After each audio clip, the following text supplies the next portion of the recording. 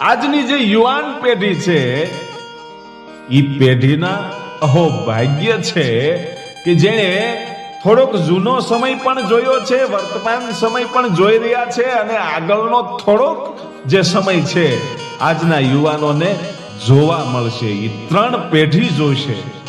એટલે આજના યુવાનો માટે બહુ મહત્વનો સમય છે.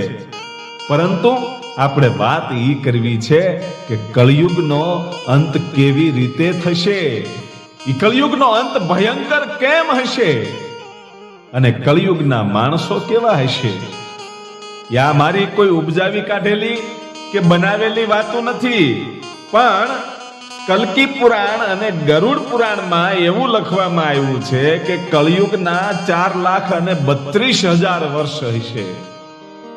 કળિયુગનો વર્ષ 4,32,000, એમાંથી 5,000 વર્ષ પૂરા થયા છે અને હજી 4,27,000 વર્ષ છે એ બાકી છે. હજી તો કળિયુગ બધો બાકી છે જોવાનો. પણ આગળ કેવો સમય આવશે એ ભાગવત પુરાણ, વિષ્ણુ પુરાણ, લિંગ પુરાણ અને ગરુડ પુરાણમાં એની ઘણી બધી વાતો લખવામાં આવી છે. પણ મારે એ વાતો કરવી છે કે પાંડવોને ભગવાન શ્રી કૃષ્ણએ જે ભવિષ્યવાણી કરી હતી અને આગળના યુગમાં કેવા માણસો હશે અને કળિયુગનો અંત કેવી રીતે થશે, એ સાક્ષાત ભગવાન કૃષ્ણએ જે વાત કરેલી છે એની આપણે વાત કરવી છે.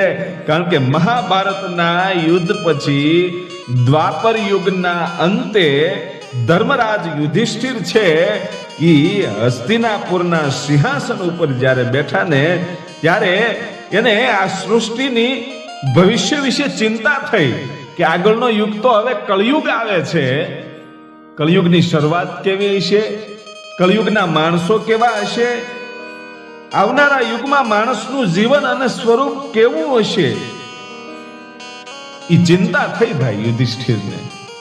અને ત્યારે પોતાના 4 ભાઈઓને બોલાવી અને 5 ભાઈઓ મળી અને યુધિષ્ઠિર કહે છે કે આપણે ભગવાન દ્વારકાધીશ પાસે જવું છે. દ્વારકામાં જઈ અને ભગવાન દ્વારકાધીશની પાસેથી આ કળિયુગની કેવી અંધાણી હશે, કળિયુગમાં કેવા માણસો હશે અને એનો સંતો મહંતો એમ કહે છે કે કળિયુગનો અંત છે એ બહુ ભયંકર હશે.